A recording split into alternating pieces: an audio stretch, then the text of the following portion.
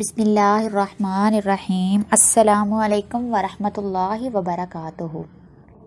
میں petrol pump پہ کام کرتا تھا۔ ایک لڑکی کار پہ آتی اور بنا پٹرول ڈلوالے مجھے 5,000 کا نوٹ دے کر چلی جاتی۔ میں نے اس کا چہرہ نہیں دیکھا تھا کیونکہ وہ شیشے سے صرف ہاتھ باہر نکالتی تھی۔ میں تو دنوں میں امیر ہونے لگا تھا، لیکن دل میں ایک ڈر سا لگا رہتا تھا۔ ایک دن جیسے ہی اس نے کار روکی اور پیسے دینے کے لیے ہاتھ بڑھایا تو میں نے کار کے اندر جھانکا تو پیرے تلے زمین نکل گئی۔ کار کے اندر تو میری روز کی طرح میں آج پھر پٹرول پمپ سے تھکا ہارا گھر آیا تو میری بہن چولہے کے آگے بیٹھی روٹیاں سیک رہی تھی۔ مجھے دیکھتے اس نے منہ بنایا تھا جیسے ہماری اس غریبی کی وجہ سے میں رو رہا ہوں۔ میں نے بھی اس پر کوئی خاصا توجہ نہ دی اور سیدھا اپنی ماں کے کمرے میں چلا گیا، جو فالج کی اٹیک کی وجہ سے بستر سے لگ کر رہ گئی تھی۔ مجھے دیکھتے اس نے اپنے لاغر جسم کو حرکت دینے کی کوشش کی تھی لیکن کر نہیں پائی تھی۔ میں نے اماں کے پاس جاتے ان کے دونوں ہاتھوں کو پکڑتے چوم لیا تھا اور اپنے ماتھے پر رکھتے بے ساختہ رو دیا تھا۔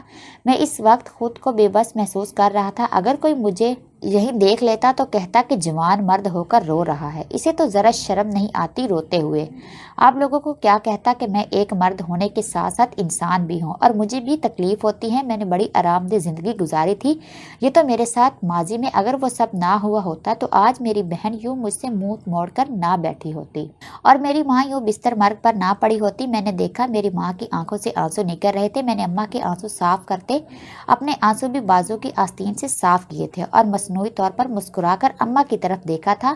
اماں تو پریشان نہ ہو، میں دن رات محنت کرتا ہوں، دیکھ میرے ہاتھ ابھی تک ان میں سے پٹرول کی بدبو آ رہی ہے، دیکھنا تو جلد صحیح ہو جاؤ گی اور سب کچھ پہلے کی طرح ہو جائے گا۔ جیسے ہم پہلے خوش رہتے تھے ویسے ہی خوش رہیں گے، سب کچھ جلد صحیح ہونے والا ہی ہے۔ میری بات سن کر مجھے یوں محسوس ہوا تھا جیسے اماں کی آنکھوں میں امید کے دیے جل اٹھے تھے۔ میں نے حسرت سے اماں کو دیکھا تھا، میرا دل کر رہا تھا میں چیخ چیخ کر روتا، لیکن میں ایسا نہیں کر سکتا تھا ورنہ اماں کی طبیعت اور خراب ہو جاتی۔ اماں کے ساتھ 2-4 باتیں کرنے کے بعد میں نے باہر کا رخ کیا تھا اور اپنی بہن کو باتیں سنانے لگا تھا۔ تم نے اماں کے کپڑے کیوں تبدیل نہیں کروائے؟ پچھلے 2 دنوں سے اماں اسی لباس میں ہے اور نہ ہی تم نے اماں کے کمرے کی صفائی کی ہے، کچھ شرم کرو، وہ ہماری ماں ہے۔ میں نے غصے میں اسے خوب باتیں سنائی تھی۔ تو تم مجھے کیوں کہہ رہے ہو جاؤ جا کر شادی کرواؤ اور اپنی بیوی سے کرواؤ یہ سب کام، مجھے نہیں ہوتا اب یہ سب، اور تم شکر کرو کھانا بنا کر دیتی ہوں ورنہ تم وہ بھی نہیں دیتے۔ اس نے مجھے آگے سے ایسی بات سنائی تھی کہ جسے سن کر میں ماضی میں چلا گیا۔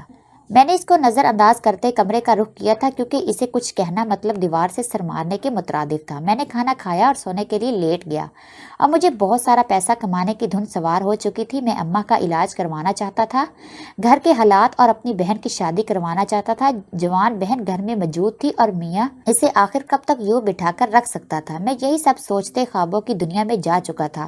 صبح اٹھا تو اپنا چھوٹا سا نوکیا فون لیے کام کرنے کے لیے پٹرول پمپ کی طرف روانہ ہو گیا تھا۔ میرے پیر میں پرانی سی جوتی تھی، آج سے 4 سال پہلے میں لاپرواہ سا رہتا تھا اور اگر آج کوئی مجھے یوں دیکھ لیتا تو شوق میں چلا جاتا۔ میں پٹرول پمپ پر آیا تو میرے ساتھ کے اور بھی کام کرنے والے پہلے ہی آ چکے تھے۔ باہر گرمی میں کھڑے رہتے ہوئے جب تھک گیا تو میں اندر جا کر بیٹھ گیا۔ تھوڑی ہی دیر میں میرا ایک ساتھ مجھے بلانے آیا تو جب باہر آ گیا تو ایک بہت ہی اچھے ماڈل کی گاڑی کھڑی ہوئی تھی۔ اس گاڑی کے ڈرائیور نے مجھے پٹرول ڈالنے کا کہا۔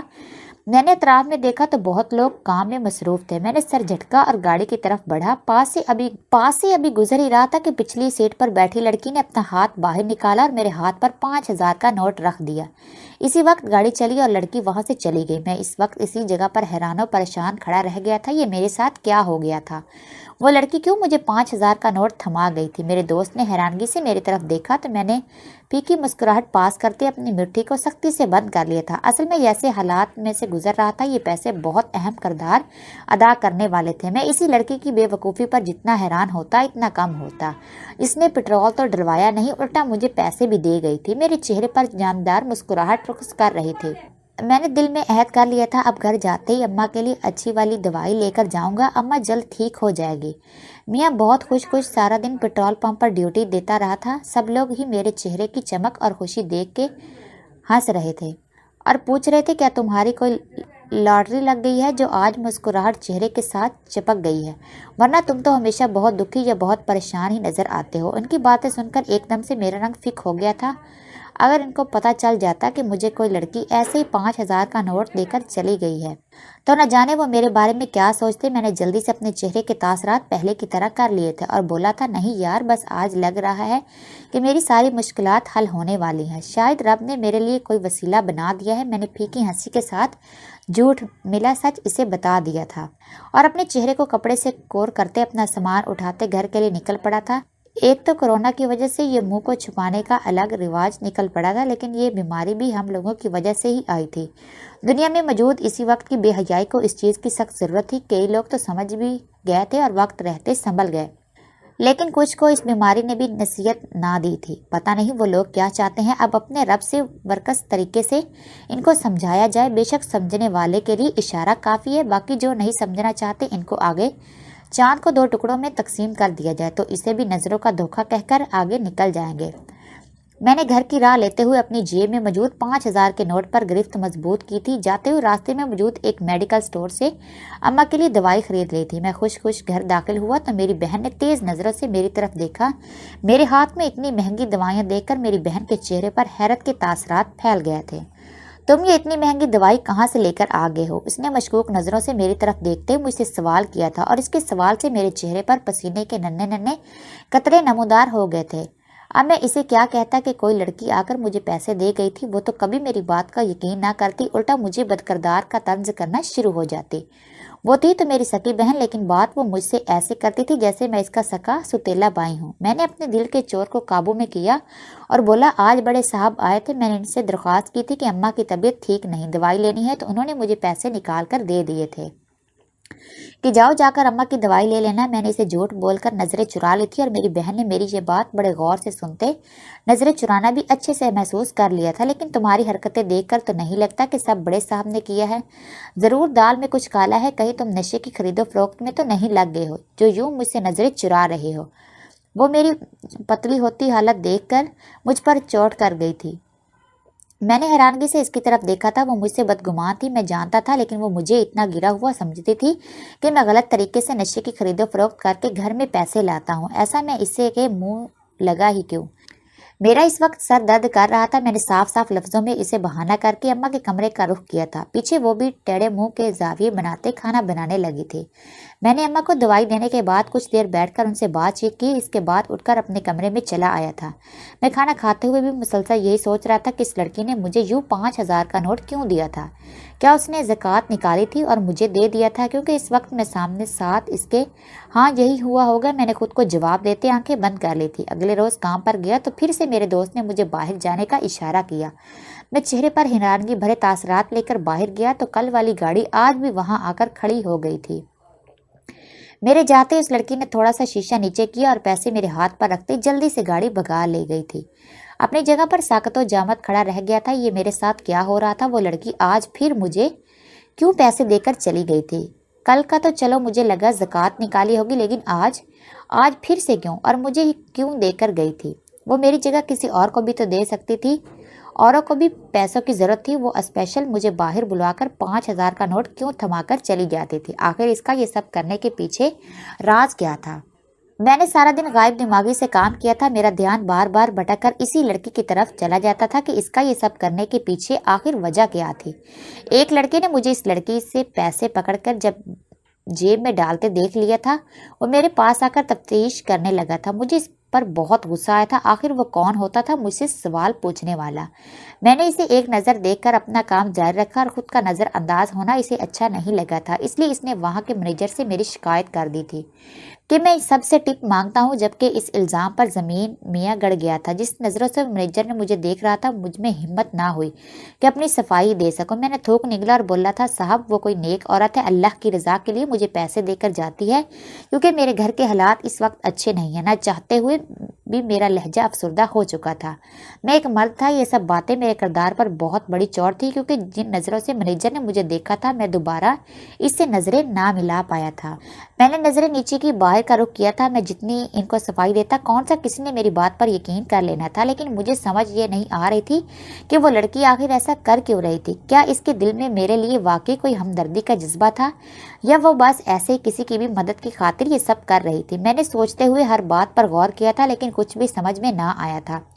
میں نے سوچ لیا تھا میں اب اس کا راز جان کر رہوں گا۔ اب میں لاشعوری طور پر اس کا انتظار کرنے لگا تھا۔ وہ آج بھی آئی اور مجھے پیسے تھما کر چلی گئی۔ میں نے اس کا چہرہ دیکھنے کی کوشش کی لیکن ناکام رہا تھا، کیونکہ وہ صرف اپنا ہاتھ باہر نکالتی تھی۔ گاڑی کے شیشے ایسے تھے کہ اندر بیٹھے شخص کو دیکھا نہیں جا سکتا تھا۔ میں نے آج پیسے پکڑتے ہوئے اس کا ہاتھ دیکھا تھا۔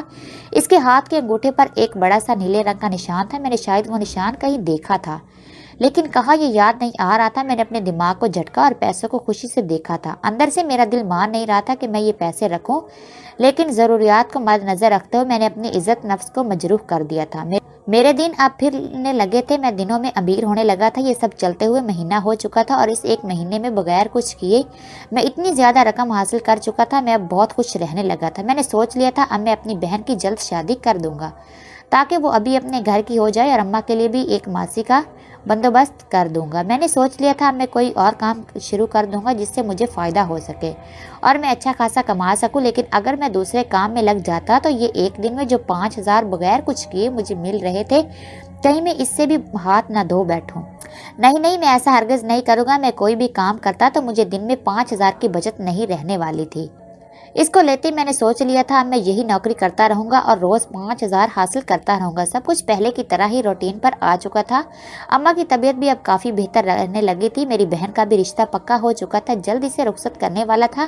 اماں کے لیے ماسی تو پہلے ہی رکھ لی تھی۔ اب میں خوش رہنے لگا تھا، لیکن اب اس لڑکی کو دیکھنے کا اور مجھے روز یوں ہی بغیر کسی وجہ کے 5,000 کیوں دیتی تھی، اس بات کا تجسس اب بڑھتا ہی جا رہا تھا۔ میں نے بھی اب ٹھان لی تھی کہ اس کا سچ جان کر رہوں گا۔ آخر اسے میری مدد ہی کرنی تھی تو وہ سامنے آ کر میری مدد کیوں نہ کرتی تھی؟ وہ کیوں مجھ سے اپنا چہرہ چھپاتی تھی؟ آج کل کے زمانے میں تو اگر کوئی کسی کو پانی کا گلاس دیتا ہے تو اس کی بھی تصویر بن کر سب سے وہی لوٹتا ہے، تو وہ لڑکی کیوں سامنے نہ آتی تھی اور وہ صرف میری ہی مدد کیوں کرتی تھی؟ کیا وہ مجھ سے جانتی تھی یا پھر مجھے پیسے دینے کے پیچھے اس کا کوئی خفیہ مقصد تھا؟ بھلا ایک غریب آدمی کو جو پیٹرول پمپ پر کام کر کے اپنا اور اپنے گھر والوں کا پیٹ پالتا ہے، اس کو پیسے دینے سے اس لڑکی کا کون سا مقصد پورا ہو جانا تھا؟ میں نے ہر طرح سے سوچ کر دیکھ لیا تھا، لیکن کوئی بھی سراغ یا کوئی بھی سرا میرے حصہ نہیں لگ رہا تھا۔ میں یہ سوچ کر اکثر غصہ کرنے لگا تھا۔ میرے تجسس کی وجہ سے میری حالت عجیب ہو گئی تھی۔ مجھے تو خوش ہونا چاہیے تھا کہ پیسے مل رہے تھے، لیکن نہیں، انسان کسی حال میں خوش نہیں رہتا ہے، اور یہی میرے ساتھ بھی ہوا تھا۔ میں نے بھی ساری سہولیات موجود ہونے کے بعد اب صرف اپنے تجسس کے ہاتھوں مجبور ہو کر اس لڑکی کے بارے میں جاننے والے پر تلا ہوا تھا۔ آخر وہ کرنا کیا چاہتی ہے؟ کیا مقصد ہے اس کا؟ وہ کیوں مجھے روز آ کر 5,000 کا نوٹ تھما کر چلی جاتی ہے؟ آخر اس سب کے پیچھے وجہ کیا ہے؟ کہیں میں اس سے پیسے لے کر خود کو کسی مصیبت میں تو نہیں پھنسا رہا تھا؟ لیکن میں کیسے پھنس سکتا تھا؟ وہ خود اپنی مرضی سے مجھے پیسے دے کر جاتی تھی۔ شاید وہ لڑکی دماغی طور پر معذور ہو، اس لیے یہ سب کرتی ہو، لیکن یہ ممکن نہیں تھا۔ میرے ذہن میں اب منتشر ہو چکا تھا، مجھے کچھ بھی سمجھ نہیں آ رہا تھا۔ سب کچھ میرے پاس موجود ہونے کے باوجود میں ہاتھ دھو کر اس لڑکی کے بارے میں جاننے پر تل چکا تھا۔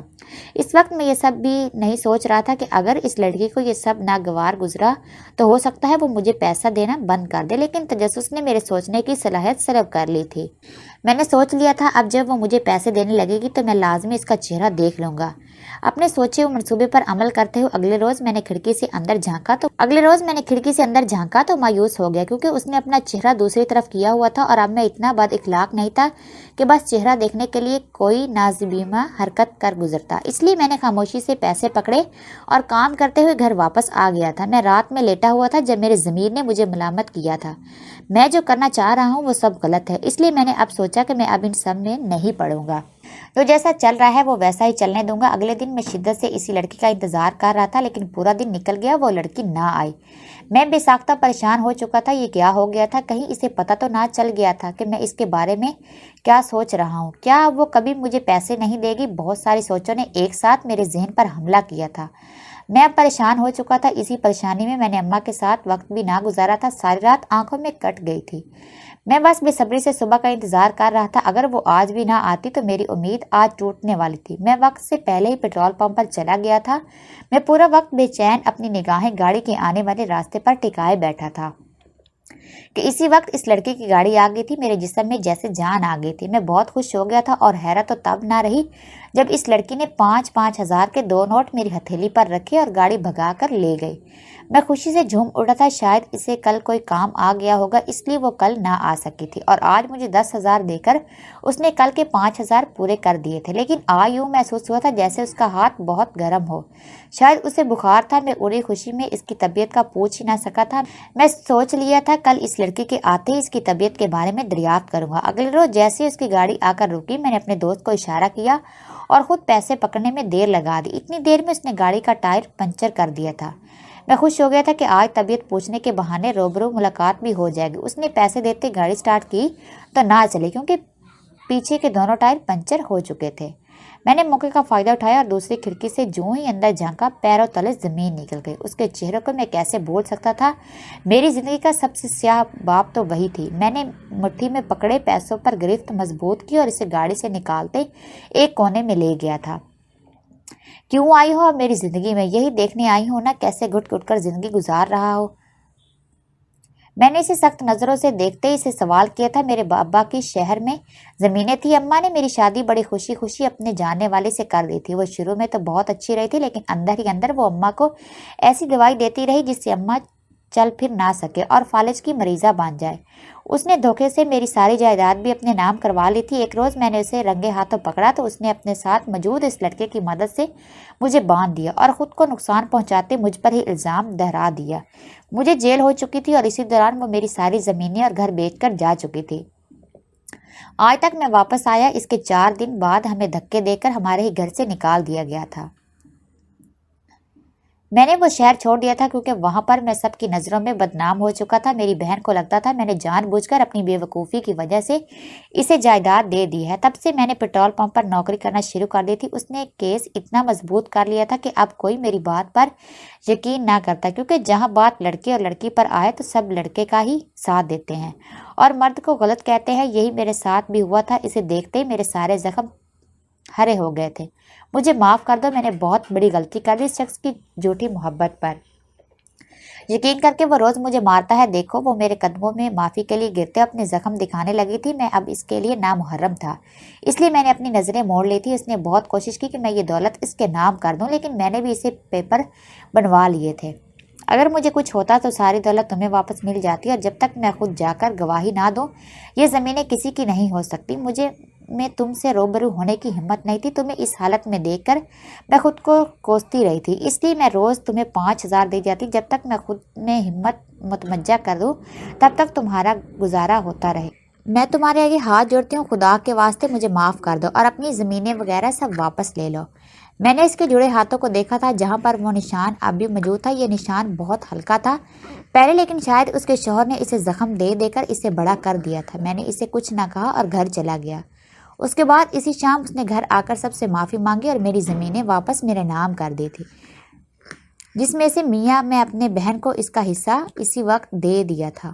اس کا شوہر جوئے میں لگ چکا تھا، جس کے چلتے سال اس کی موت ہو چکی تھی۔ اب وہ میری طرح کی مفلسی والی زندگی گزار رہی تھی، کوئی بھی اسے رکھنے کو تیار نہیں تھا۔ میری ماں صحیح ہو چکی تھی اور ان سے مشورہ کرنے کے بعد میں نے ایک بار پھر اس سے اپنے نکاح میں لے لیا تھا۔ اماں نے کہا تھا کہ اس نے زمانے کی جتنی ٹھوکریں کھانی تھی کھا چکی ہے، اب وہ دوبارہ ایسا نہیں کرے گی اور اچھی بیوی بن کر رہے گی۔ اسے ایک موقع دے دو۔ میں خود بھی یہی چاہتا تھا کیونکہ کوئی بھروسہ نہ تھا۔ اگر کسی اور سے شادی کرتا تو اس کے دل میں لالچ نہ آتا، اس لیے میں نے اس سے شادی کرنا بہتر سمجھا۔ میری سابقہ بیوی ایک بار پھر میرے نکاح میں آ گئی تھی۔ وہ اب کافی بدل گئی تھی، میری بہت عزت کرتی، اماں کا بھی بہت خیال رکھتی۔ آج میرے 2 بچے ہیں، میری بہن اپنے گھر میں خوش ہے، اماں بھی سارا دن اپنے پوتوں کے ساتھ مصروف رہتی ہے۔ ضروری نہیں کہ اگر کسی نے ایک بار غلطی کر دی ہو تو ہم دوبارہ اس پر بھروسہ نہ کریں۔ اگر انسان کو اپنے کیے پر پچھتاوا ہو تو اسے معاف کرتے ایک موقع دے دینا چاہیے۔ آپ کو کیا لگتا ہے؟